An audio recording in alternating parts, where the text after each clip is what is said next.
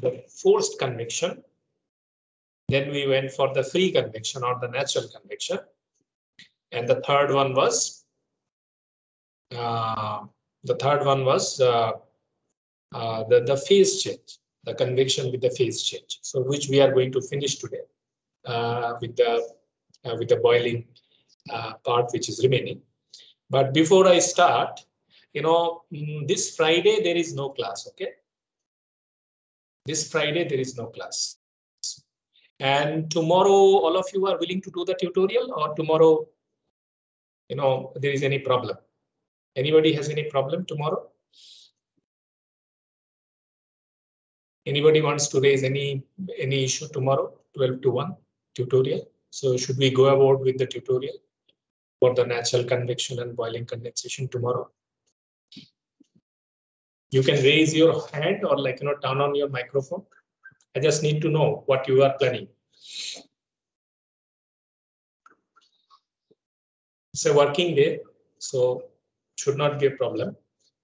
So we meet for an hour and then we do 4 or 5 problems. Is that fine with all of you?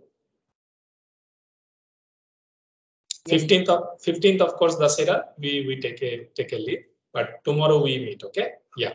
Great. Thank you.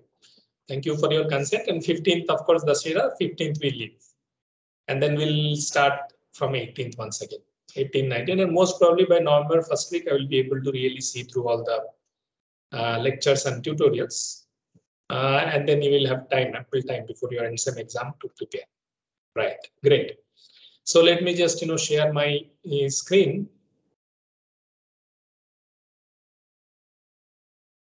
I hope my screen is visible to all of you, right? Yes, sir. Yes. There is this problem every day. This is happening. Let me just.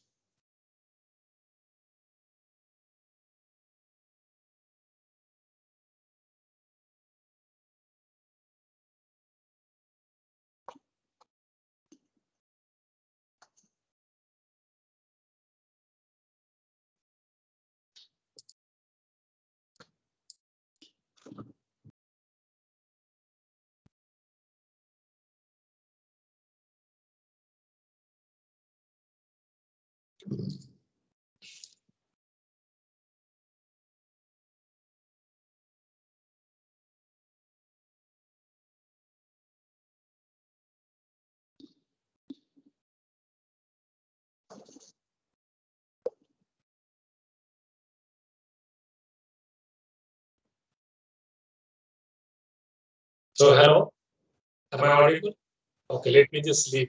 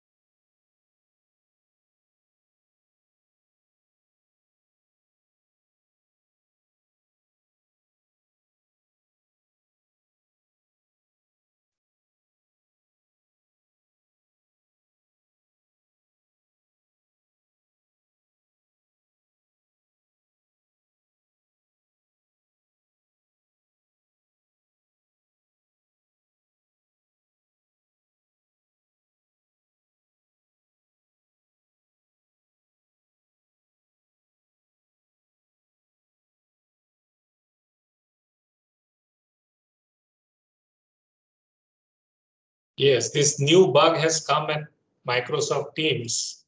Whenever you share, your screen freezes. Anyways, hopefully now it will not freeze. I'm sharing my screen. So my screen is visible. Am I correct? Yes, sir. Yeah, thank you so much. Thank you so much. So you have to really find out workarounds for every problem, right? That is the issue here. Anyways, so we were discussing about the one of the very important aspects of heat transfer, that is called boiling. So today also we are going to see a few very interesting things that happens around heat transfer.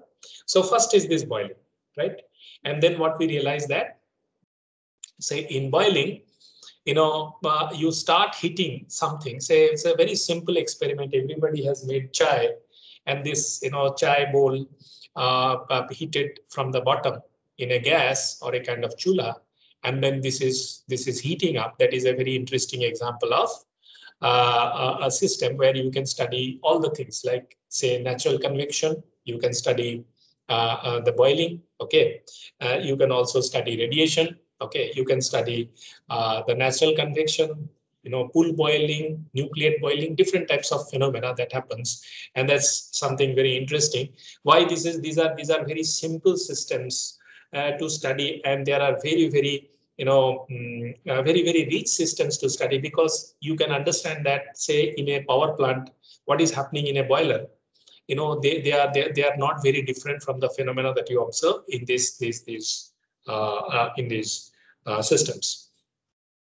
So we have to fundamentally first understand what is the physics, what is the physical, what is the conceptual aspect of the whole thing. So essentially, if you look at in this particular slide, that's the reason why this slide is prepared. You have to divide into two parts. First part is a static system. It's a batch system. See, you have some water and it is a kind of steel container and you are heating from the bottom. Now you can also change it to a kind of a continuous system, which is the mode of operation in case of any engineering device, that you are flowing the water and then you have a metal enclosure in which you are flowing the liquid, and the liquid is getting heated up. Now in this sort of situation, when you heat up a liquid, so the temperature at the bottom, okay, the temperature at the bottom, temperature applied to the container, is always higher than the temperature of the liquid. But when you pour water, the water is at room temperature. And there is a pressure associated with that. There is a pressure associated with the system. Say, suppose in atmospheric condition, you have room temperature and pressure, that is, say, suppose 25 degrees centigrade or 30 degrees centigrade. And then you have the pressure of atmospheric pressure. So the boiling point is fixed. What is the boiling point? Boiling point is the temperature at which, like, the water will become, say, the water vapor, right? So that temperature is fixed. Now, the temperature that you apply to the steel container, say, suppose if it is a little bit higher than 100 degrees centigrade, then the difference between these two temperatures, 100 degrees centigrade is the saturated temperature, saturating temperature of the water under that pressure, whereas 103 is the applied temperature that you have given at that particular time. Now, the difference between these two temperatures is called the degree of superheat, right? So you are essentially heating up the whole system a little higher than its saturation temperature. I don't call it as a boiling point because, of course, it's a boiling point, but a much more technical term is the saturation temperature of the liquid at that pressure, right? So you have a steel container which is heated above the temperature, the saturation temperature of the liquid at the surrounding pressure, right? And the difference between these two, difference between the temperature,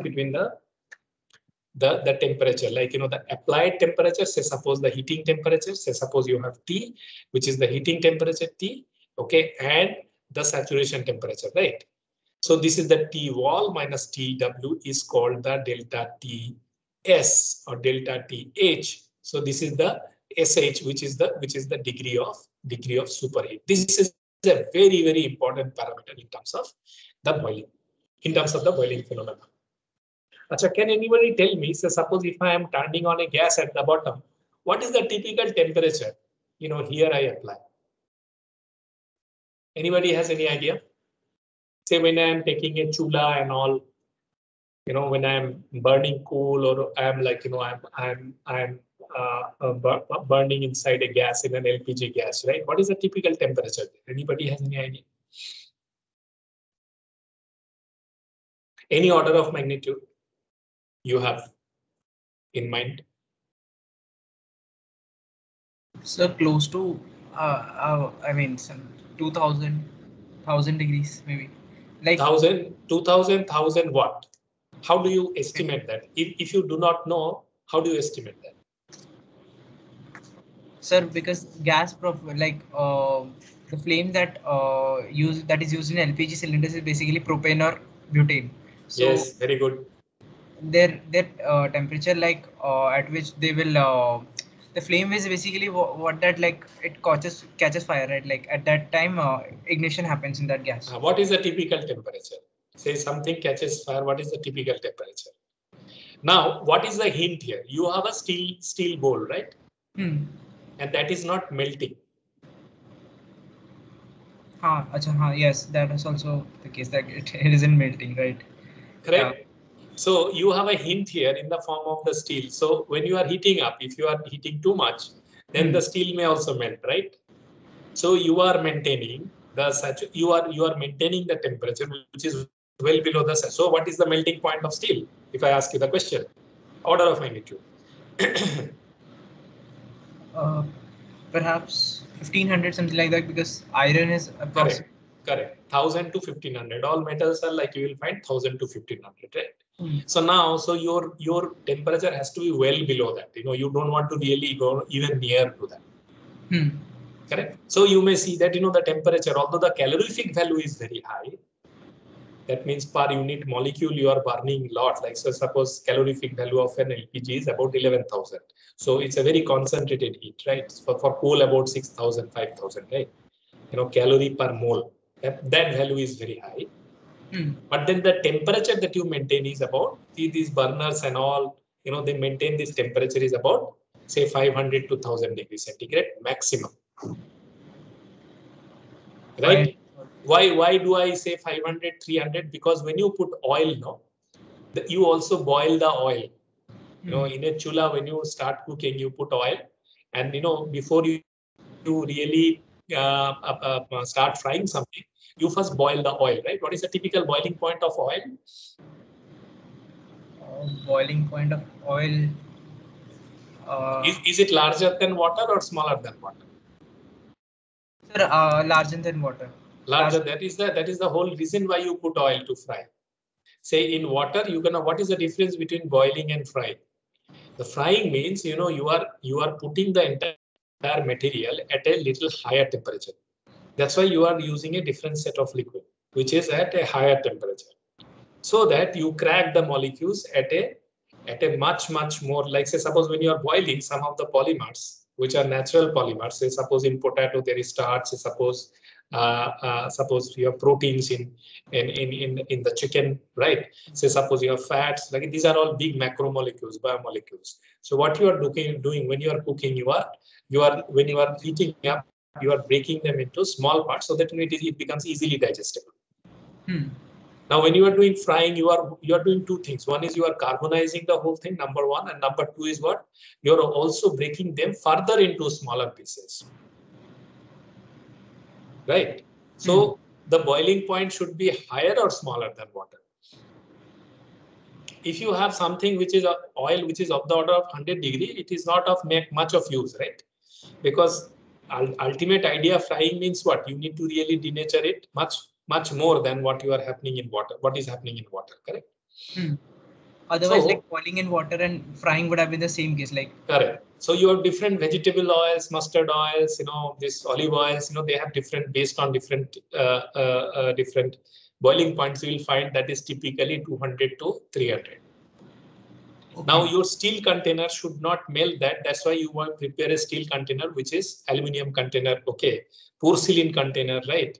You know, all these containers associated with this, you know, this non-sticky coatings and all these things, which should have a boiling point, melting point, much larger than this, at least 2 to 3 times. So 1200 to 1500.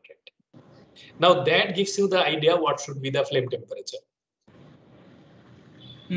Right, so typically you maintain about, like, you know, 400 to 600 if you maintain the temperature at the tip of the flame. So then what happens, then you can really create a degree of superheat which is about 103 immediately, which is larger than the saturation temperature of the water, right? So can you see there is a system that you're observing from your childhood, right? You know, somebody is going to kitchen and cooking and this and that. What I described right now is the engineering aspect of it. How do you visualize physically a system in terms of the basic physics associated with that? And then that becomes very easy in terms of correlating this to the convection studies that we are doing, right? Now, if the degree of superheat is very small, you know, typically less than 10 degree is the situation when you will encounter the natural convection. Now, if you heat up to it is more than 10 degree, then you will see slowly near, if it is 110 degree, right? So all these molecules which are sitting just adjacent to the wall, they have already arrived. So you can understand this is atmospheric pressure, and then you have a hydrostatic head of this. So a little bit of higher temperature, you know, the saturation temperature of these molecules is a little bit higher than 100, because atmospheric plus HROG. That is the total pressure that it is exerting. So at about 110, 115 degree, you will see slowly the bubbles will start appearing. Now, if you have a superheat of about 80 degrees centigrade to 100 degrees centigrade, then what you will see, these molecules will already get converted to a number of bubbles which will nucleate with each other in order to make a kind of blanket, you know, sporadic nucleated blankets. Okay, and in this sort of situation, you will have a trap phenomena called transition boiling before these pockets will coalesce to form a kind of a film boiling situation. Right, we are going to touch upon these parts immediately after this slide, but just remember, so when the degree of superheat is small, natural convection.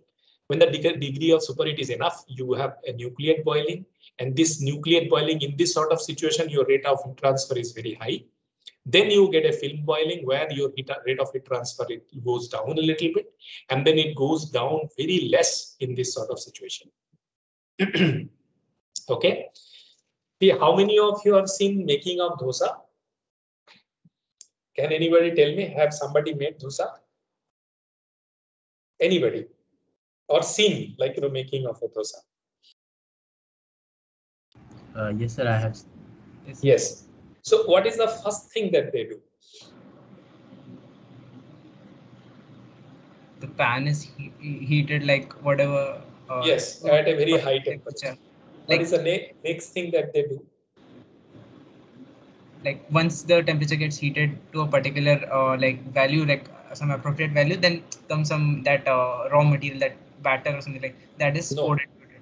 No, that is not the second step. Then we put oil. No, that is even not the second step. That is the third step. Water on the pan. Yes. Water. Yes. कौन बोला water on the pan? Water. नाम बताओ, मेरे को नाम दिख नहीं रहा है. You understand that? So Saurabh. Saurabh, very nice. आपने डोसा बनाया है लग रहा है. So you first put. You first. ठीक है. You put water, right? Now, why do you put water first? You know, you will see they will sprinkle water first on this hot pan, right? Yes, sir. Now, when they put, I mean, why am I coming later? When they put water, what do you observe generally?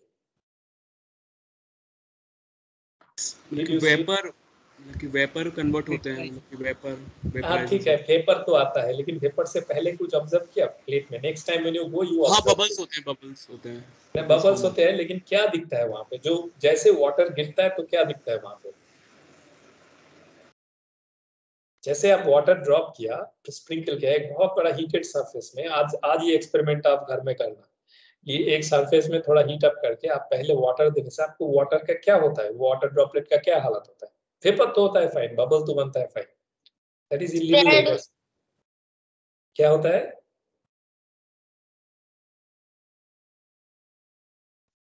क्या होता है?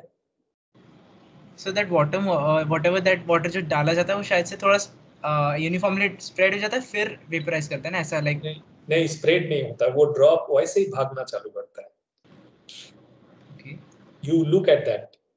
You know, initially when you put the water, no, see it is in this sort of situation. Okay, so जैसे ही आप मान लो कि water droplet को, let me draw a little bit. See water droplet को जैसे ही मैंने ऐसा करके,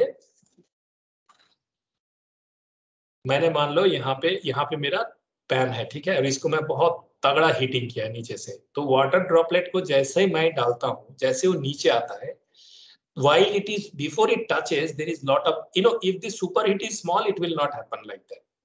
What you are saying is correct, it will spread and then it will evaporate, something like that. These regimes will be pertinent, these regimes will be pertinent at that point of time, right? But if it is heated beyond, like, you know, 500 400 superheat, so then what will happen, before the drop arrives on the surface, a part of the bottom of this droplet will get evaporated, while the other part will remain liquid because this is under atmospheric influence, right? Now, moment you put that drop on the surface, you will see this water droplet will start running. And that's what happens on a dosa plate. That moment you put this water, you will see a lot of droplets, they are running around here and there first, before it gets evaporated. This particular effect is called the Leidenfrost effect.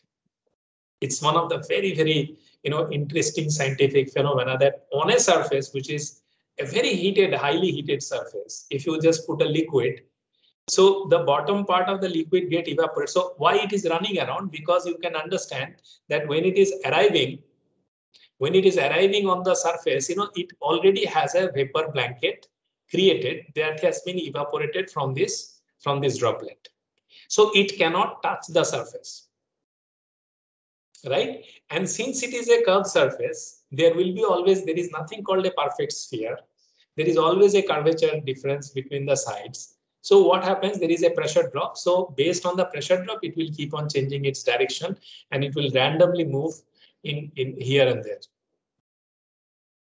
Okay, so you may see a situation like, say, suppose if I go to say,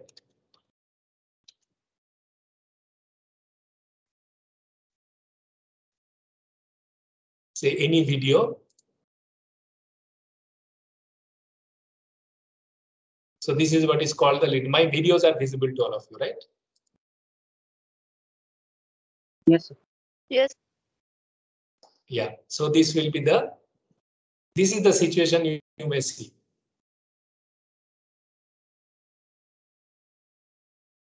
Okay. Whenever you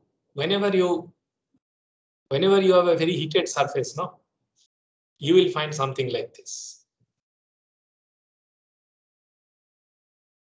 Right? And the reason behind that, the vapor blanket that is created at the bottom. Okay.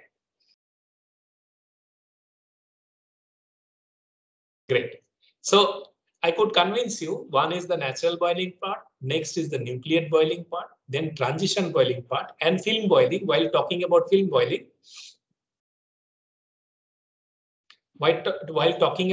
boiling, there is another phenomena that I introduced that is called the Leidenfrost effect. Nice. Now, what is a pool boiling when it is a batch process? What is a flow boiling when it is flowing and happening? We are going to discuss about this. And as we have discussed, this boiling is a phenomena. You know, it has a correlation with this heat transfer coefficient. So nuclear Newton's law of cooling is converted into H into Ts minus T. Ts is the surface temperature minus Tsat is the saturation temperature. So this delta T excess is called the degree of superheat. Okay. Now, based on the situation, say suppose I can really boil something just by reducing the pressure.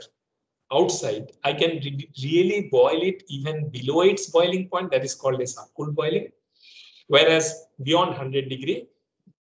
So if at atmospheric pressure 1, if I really boil it less than 100 degree, that is called as subcooled boiling. Whereas more than 1 atmosphere, that is called as saturated boiling. So this slide actually tells you the entire terminologies that you require for boiling. Great. Now this you have seen, I just don't need to really tell you, but why did I put this picture? You may see that I have given different these superheats and different heat transfer coefficients, right? These are all calculated. Just look at these numbers. So you will be able to really understand that what is the effect of this vapor, bubble generation on the heat transfer coefficient, because that is going to really influence. Say suppose you have a boiler, right? So now if the heat transfer coefficient depends on the composition of this, vapor liquid emulsion. This is a vapor liquid emulsion, right? These are the vapor bubbles in a liquid continuum. Now, moment they will form, the heat transfer coefficient will change, and moment the heat transfer coefficient change, the rate of heat transfer will change. So a boiler is used to withdraw heat. Now, if the heat transfer coefficient is small, then what will happen? The efficiency of the boiler will go down. So that's the reason you have to simultaneously calculate the superheat, degree of superheat, as well as the rate of heat transfer coefficient, because ultimately that is going to decide the rate of heat transfer, right? So now let us revisit the Nukiyama plot.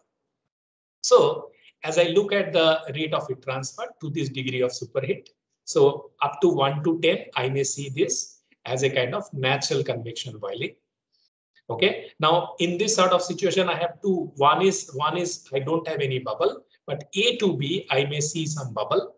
Okay. And in this bubble, in this sort of situation, bubbles, you will see that it will not come even to the surface. It will just, dissolve inside the liquid itself. Okay. Now, say suppose if you increase further the degree of superheat, so you will see bubble will come to the surface and go out. This is the zone of this A to C is the zone of the nucleate boiling, and in this zone your rate of heat transfer is increasing while your heat transfer coefficient is increasing. Beyond this point, you will find the vapor blankets will start coming. Why? Because now these bubbles are there, they will coalesce and form a film. Right? Now when they form a film, what will happen? Moment they will form a film, what will happen? Although the surface is heated at a very high temperature, 180, but these particular points, because of this air blanket, there is an insulation. Right, and that insulation will not allow the heat transfer to go through. So you will find steady reduction in the rate of heat transfer or the heat transfer coefficient until you arrive at Leidenfrost point. Okay, what happens in the Leidenfrost point? Leidenfrost point, you get a full film of air blanket. This is the domain of this is. So from nucleate you get into the transient boiling region. Up to is the Leidenfrost point is arrived, and after the Leidenfrost point, you get into the zone of film boiling. And what is the beauty of this film boiling? Why suddenly this again rate of heat transfer increases? It is not because of convection. Okay, it is because in this situation the temperature difference is so high, the radiative heat transfer becomes important. You have to understand, as we study today, we'll start discussing about the radiation. You will see. Radiation is a mode of heat transfer which operates only when there is a large temperature difference. If you have only 1 degree, 2 degree, 3 degree, 10 degree, 20 degree difference, you will not find radiation is happening. Radiation happens when the temperature difference is of the order of 300, 400, 500. When there is a large temperature difference, then only radiation takes place. Whereas in case of smaller degrees of temperature gradients, you will find convection, you will find conduction, all these things will take place. So in this situation, radiation becomes the dominant factor. And in that process, your rate of heat transfer increases from D to E. Of course, beyond a certain point, you will see that this particular film will also become unstable and they will start ejecting the bubbles. So some sort of turbulence is created, and with that turbulence, what happens? The heat transfer coefficient increases, and that is also causing this this heat transfer rate of heat transfer or the heat transfer coefficient to grow. Now, why am I spending about 1 hour in this particular plot?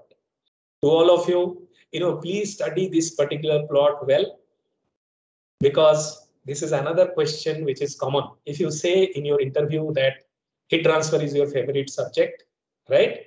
Then obviously, either they will ask about Fourier law, this, that, or somebody will ask you to explain the Nukiyama plot.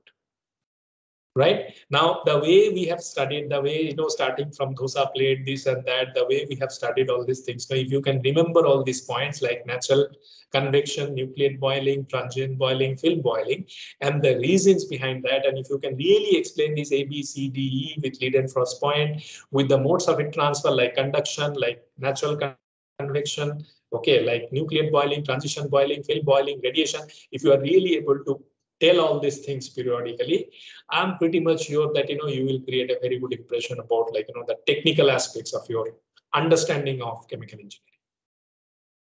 So this is very, very important that for your this particular, I said in the beginning of this particular course that I'm going to tell you some of the things in a very physical manner without a lot of mathematics involved. Those things are going to really fetch a lot of accolades for you in terms of getting credit, in terms of getting good jobs and all these things. So be very careful. These slides, you should keep to yourself. So Nukiyama chart in terms of superheat, you may see this is up to this point, this was y-axis was rate of heat transfer. Here y-axis is your heat transfer coefficient, x-axis is your degree of superheat, and this is in terms of Fahrenheit. Right, so you may see that this is where the interfacial. So how many sections are there? 1, 2, 3, 4, 5, 6. There are 6 sections. What are these six sections? So one is the interface evaporation. So what is happening from the interface? There is some evaporation taking place, but overall there is a natural convection, pure convection heat transfer by superheated liquid rising to the liquid vapor interface where evaporation takes place. You have to be picture perfect and accurate in terms of your understanding. You see, after I explained, while I was explaining the natural convection, I did not bring in the aspect of evaporation. But when I'm finishing, I'm just telling you that, this aspect also have to be told very clearly that from the surface, from the interface, you will always have evaporation. Because this is at some temperature. If you heat up, of course, water is evaporating. Say, even at room temperature, water is evaporating. If you put some water on the surface, you will see after some point of time, it will evaporate, right? But then if I heat up, the rate of evaporation increases. So that is also happening here. And then you can visualize that there are natural convection currents are taking place. So you can really see that this is a pure natural convection. However, there is an interface evaporation. Now, under this sort of situation, nucleate boiling, bubbles condense in superheated liquid, as in case 1. And then nucleate boiling bubbles rise to the interface. So up to the point, you are having the highest heat transfer coefficient, right? 1 minute. Hello. Yeah. Actually, I am having a class right now. So can I get back to you after half an hour? I'll get back to you. Huh? No issues. You just take my number, mobile number, 99 57 57 73 37. Okay. Yeah.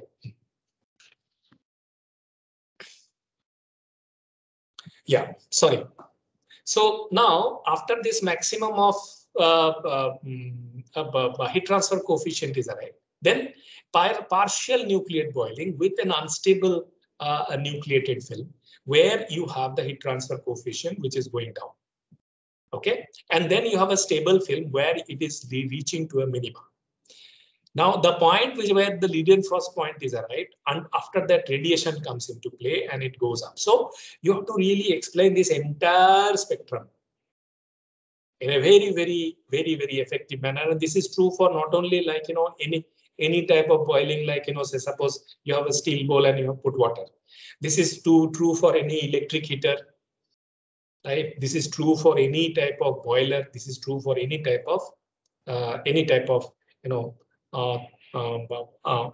heat transfer processes or heat transfer devices. Correct? I just give you one example. Where is that? Yeah. Say suppose when you are getting converted from, see this we were discussing about like the bowl concept, right? Now say suppose when you get into the flow domain, so you have the pipe, right? So this is the steel pipe which is enclosing a liquid. Now the liquid is coming from the bottom. So you are already encountering a kind of force convection. The liquid is coming and this wall is heated. So after some point of time, you will see these bubbles will start generating. And of course, since these bubbles always will encounter the buoyancy force, so the bubbles will start going towards the downstream. Okay. Now here you may have a liquid core and the bubbles that are near the surface. Why? Because some of this you can understand that no surface is perfect surface. Sorry. No surface is a perfect surface. All the surfaces has some sort of some sort of roughness, which is called the aspirates. Now, in those surfaces, what will happen? If you have a superheat, which is more than 10-20 degree, you may have vapor bubbles coming out like this, which initially will remain entrapped, and then under buoyancy it will escape. Right? Now, those bubbles are generated here. Now they bubble, see, suppose if the flow is in this direction, bubbles will have already more buoyancy. So they will start flowing faster than the fluid. And what it will do, it will really at the downstream, it will create kind of. So here it is a liquid core and bubbles in the liquid, right? So here it is a fully liquid. Here it is, bubbles dispersed in a liquid. Right, in this situation also, but as you go downstream, since bubbles will be moving faster because you have additional buoyancy force added to the liquid flow. So you may see that vapor will become the major main phase, whereas the liquid droplets will become the dispersed phase from the liquid. So here you have the dominant when you are calculating the heat transfer coefficient, you have to use force convection. Then for bubbly flow. Okay, then for the slug flow. Now what is happening? So heat transfer coefficient is high on this side, low on this side. More bubbles are coming into picture. You will find the rate of heat transfer will go down. Right now in the annular flow, it will be, and in the transition flow, it will be the minimum. Then you have the mist flow. And then again, you have the force convection where you will see that you will again obtain the similar order of magnitude. Right? Yeah. Any question? Okay, so in case of a flow situation, the visual is a little bit different. So you have a liquid. So in this situation, since you have a force convection, you may not see the natural convection currents here, because force convection may take over. When you flowing the fluid at a very high speed, although those natural convection may try to appear, but the time scale will be larger. By the time natural convection sets in, the fluid has moved. And because of the superheat, you will have bubbles. So here you will have liquid as the main phase, whereas continuous phase, whereas the bubbles will be the dispersed phase. As you go to downstream, it's more or less a kind of liquid gas emulsion, where you have the liquid as still liquid has a continuous phase and bubbles as the dispersed phase. But since bubbles has a buoyancy and the force convection is in that direction, so slowly a vapor core will be generated with a liquid gas annulus before, you have mists of the droplets in a vapor to have a kind of mist flow. So again, from force convection, bubbly flow, slug flow, annular flow, transition flow, mist flow, and force convection. So this is again another plot, which is Nukiyama plot is for the pool boiling. Okay, there you are looking at heat transfer coefficient or rate of heat transfer in terms of the pool boiling. Whereas in case of in case of a flow boiling, you may see this particular plot will be prevalent. So, you remember, you make sure that, this is very simple, right? Once you remember, I still remember my teacher in the class told me, and then, I still remember the entire things. Maybe what am I telling 90% what I heard, say in 92, 93, 94. I mean, somebody taught me, and then whatever I remember from there, and now I'm telling you, right? So, and every time when you explain all these things, you have to bring in the conduction part, the convection part. In convection, you have different aspects now: the forced, the free, the phase change related to, like, nuclear transition and pull, right? And then you bring in the radiation part. If you talk about all these things segregated manner, in a clear manner, in a conceptualized manner with the schemes, I think you will do a very good job. Right, so please preserve the lecture. Please preserve the lecture note, because this will be useful for you in the as you graduate towards the fourth year, third year end, and fourth year beginning. Right. Great. Now, once you are done with that, then how do you calculate the rate of heat transfer? Right. So in nuclear boiling, you have to remember one thing, that is, say suppose when a bubble is created, you understand that droplet is for a liquid, right? And bubble is for a gas. So these are the two terminologies that are used. When you say droplet, you don't say a gas droplet, it is a liquid droplet. Whereas, when you say bubble, it is a kind of either gas or a vapor bubble. Correct? Can anybody tell me what is, say suppose why the bubbles or droplets are always spherical in nature? What is the reason? So spherical sphere has the least surface area. Is that might have something to do with it? Like spherical, they always tend to become spherical so that like the minimum pressure acts on them, because once and so that like pressure is forced upon area. Like if area like changes, so like accordingly, these bubbles actually they want to become more of a sphere rather, I would say. The reason for any surface to be, anybody has any other answer? Any other answer you have apart from only pressure? Why area should be minimum? Surface tension. Yes, surface tension. Can you explain a little bit?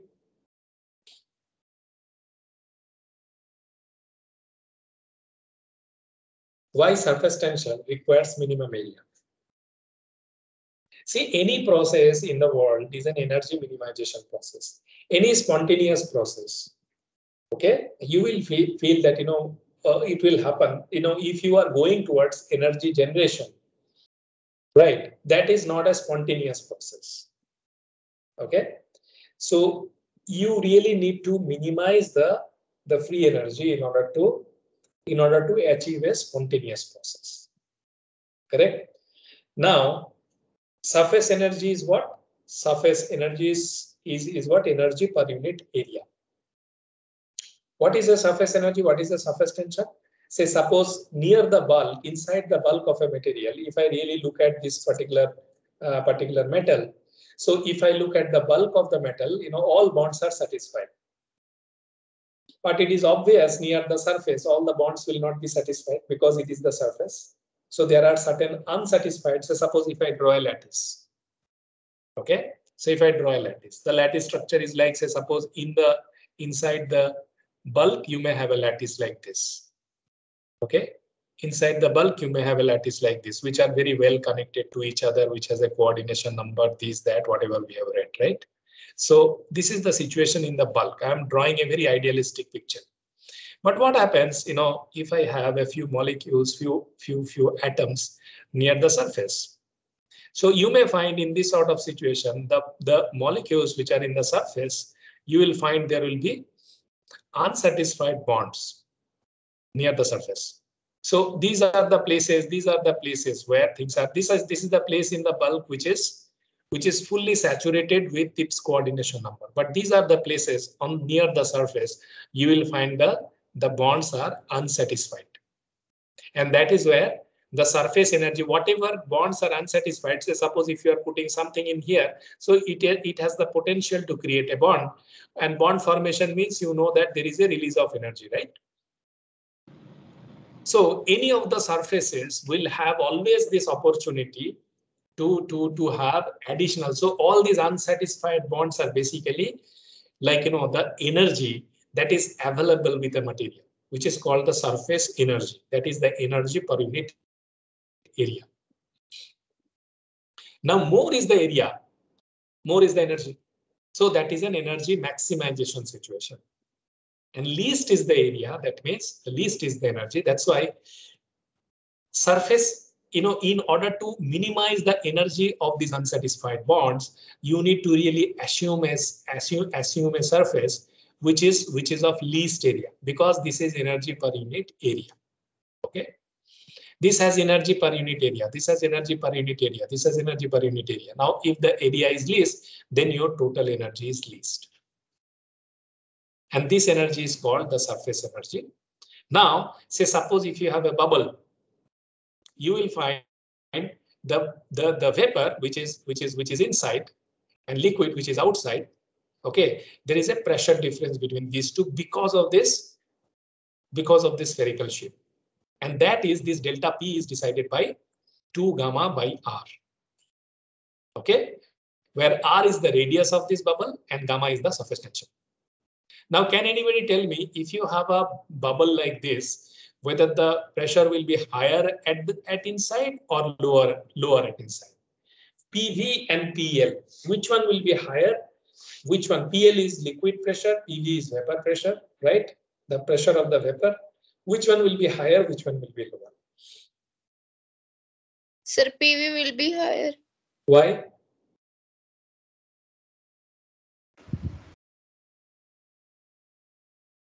Why PV will? I think PL will be higher. PL will be higher.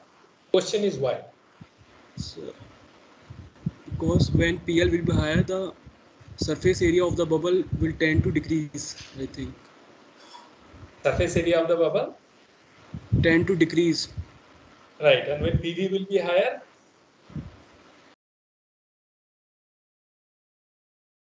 When PV will be higher, the bubble will start expanding, correct? Yes, sir. Now, that is the reason why you may see the difference between these two. Okay, the difference between PV and PL is what? 2 gamma by R.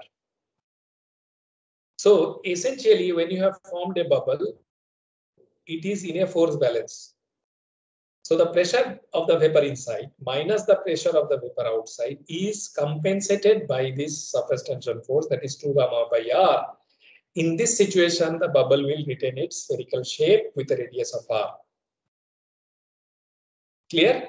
But now, since PV minus PL is 2 gamma by R, now gamma is a positive quantity, R is also a positive quantity. So which one will be higher, PV or PL? PV. PV will be higher, right? So any convex surface, if you encounter any convex surface, liquid surface, it can be a drop, it can be a vapor. If you look at the convex part, inside the convex part, pressure will be higher. Okay, and inside the concave part, the pressure will be lower. The difference between these two will be compensated by the surface tension force. Okay. Now, if you do a balance between the surface tension force, say suppose pressure force, say pi r square PV minus PL, okay, and surface tension force, which is 2 pi r into sigma. So what will you get? 2 pi r into sigma, pi r square into PV minus PL. What is this formula coming from? What are you getting from here? You are getting PV minus EL equal to 2 gamma by R, which is nothing but, so essentially you are doing the balance between the pressure force. What Mohit gave the answer, he was only talking about pi r square into PV minus PL. Okay, I said that no, that is not the case. This is the force due to the hydrodynamic pressure. This is the force due to the surface tension force. If they balance with each other, you end up getting an equation. This is called the famous Young-Laplace equation, which is across any soft curve interface is applicable. Delta P equal to 2 gamma by R. 2 gamma by R is specific for a bubble or a droplet. Right? So this is the take-home story 1 for a bubble of a pool boiling or bubble of a nuclear boiling. Yeah, any question? Yes, sir. Sir, I think even one more case could have been like these molecules that are present at the surface. Do they tend to have some uniform distribution? Like for example, in sphere, it will like all the molecules that are present on the surface will experience the same surface tension. Whereas you are assuming it is sphere. There is nothing called sphere. You just saw the video, right? There is nothing called sphere. Again, that's an assumption. Okay, so they tend to become a sphere, like they're never a perfect sphere, like kind of. There is never a perfect surface also. So there will be always anomalies. Okay. So you basically define this to be a curvature. Right. Okay. So delta P, generally, if you write the equation in a very generic form, so delta P will be equal to what? Equal to write gamma kappa, where kappa is the curvature. Now, what is the curvature for a sphere? That is 2 by r, right? So this is 1 by r plus 1 by r. These are the two curvatures, 1 by r in one direction and the 1 by r in the other direction. That leads to 2 by r. That's the reason it becomes 2 by r. For a cylinder, what will be the curvature? Say, suppose if I write a cylinder, right? So what are the two curvatures? In one side, it will be 1 by r, but on the other side, it will be what? 1 by infinity, right? This diameter. No, infinity. There is no curvature, right? So it is a part of an infinitely long sphere, correct? Cylinder is like this, right? So this will be infinity, so that will be 0, right? So then for in case of a cylinder, instead of 2 gamma by r, you will get what? You will get gamma by r, right? So similarly, different types of geometries can be thought of where this curvature, this kappa is what? This kappa is this is the mean curvature, right? And the curvature and the unsatisfied bonds, that actually decides the shape of the bubble, right? Okay, now progressing from here, any other question you have here? Okay, if not, so, Rosenau, correlated this experimental data of pool boiling, correct? And he brought in all the parameters like superheat, like latent heat, like Prandtl number, rate of heat transfer, okay, all these things, density difference, and he came up with a correlation like this, which is perhaps the benchmark or the equation. So for nuclear boiling, it modifies like this, and for film boiling, it modifies like this, right? And these are all, as I'm coming from top to bottom. You may just see these are coming from all. Say suppose this is starting from the Newton's law of cooling.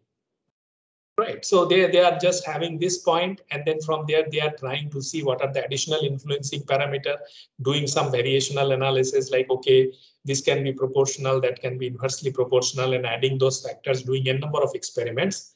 And from there, they could come up with the nucleate boiling, film boiling, the expression for the nucleate boiling, film boiling, critical heat flux, minimum heat flux, okay, and total Q, which is the film and the radiation. So these are all, and also radiation, from Kirchhoff's law, it will be something like this. So here you can see all the formula which you can use in order to calculate the rate of heat transfer, as well as the heat transfer coefficient for the nucleate boiling, film boiling, peak heat flux. What is this peak heat flux? Heat flux is here, right? What is the minimum heat flux? Minimum heat flux is here. So all those things, these equations, if you plot, you are going to get those plots which has been discussed just now, right? So fitting those parameters, bringing in these parameters, whichever applicable in whichever possible situation, he could really come up with these correlations, which are very handy in terms of the calculation of heat transfer coefficient as well as the rate of heat transfer.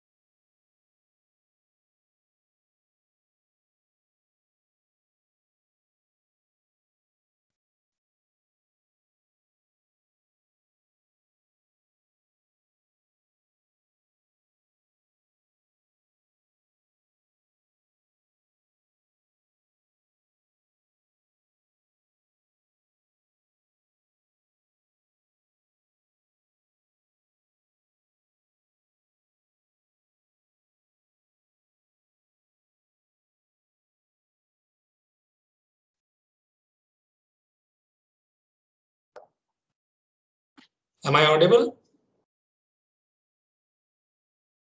Yes, sir. Yeah, Yes, there sir. was sudden call drop. Anyways, so this is a typical, like, you know, a heat exchanger device, which is very interesting, which is used in, you know, I just kept, like, you know, some of the things on, like, say, suppose if you look at spacecraft, the heat pipe looks like this. Computer systems, okay, solar thermal, okay, permafrost cooling, right? Then cooking, right? Then ventilation, right? So, you know, multiple places you can really make use of this heat pipe, which is based on a simple principle of natural convection, forced convection, evaporation, and condensation in a single place. So just to summarize, how does that happen? So you have a pipe inside which you have a porous media. And this porous media is filled with a fluid, typically water. And in that pipe, it is partially insulated here. And here what you do, you add heat in order to evaporate this liquid. So apart from this porous media, you have a gap, which is an empty gap where the gases can flow. So here from this porous media, water evaporates and become vapor. And moment it becomes vapor, it starts moving towards this direction. And here you put a condenser so that, you know, they condense, you know, this goes below its melting point, and then, you know, the water vapor becomes water. Right now, moment it becomes water, say here, if you are evaporating, and here if you are condensing, there is a pressure drop. So the water is flowing from this direction to this direction, whereas the gas is flowing, the vapor is flowing from water vapor is flowing from this direction to this direction. Right? Typically, it looks like this. This is a gas reservoir. This is the outer shell. This is the heat removal panel. This is the web. And then the principal remains like this, where in one side you put an evaporator, in other side you put a condenser. So what is happening? You know, you are absorbing heat from where you want to absorb heat, you absorb it, and, you know, where you want to reject heat, you can also reject it. So a single device is basically helping you in manipulating, taking the heat from the hot side to supplying the heat to the colder side. Right? So you can make use of it. You know, that's why spacecraft, that's why computer, in all other places, you can make use of it. And there are different, you know, varieties. Say, suppose the liquid is flowing in this direction, right? So if you make a tilt towards the direction of the liquid flow, right, that is called a kind of favorable tilt. Whereas if you tilt it on the other side, you know, that is called an adverse tilt. And in the fluid, you use different types of materials like liquid nitrogen, liquid ammonia, methanol, water, potassium, and sodium. Okay. So today, up to this much, I thought that I would have started the radiation part, but then, you know, with some explanations, I believe, like, you know, it did not happen, but it's okay. You know, we will start fresh on 18th with the radiation. Any question you have up to this point? All of you have received the answer books, right? Yes? Yes, sir. Yes, Yeah. sir.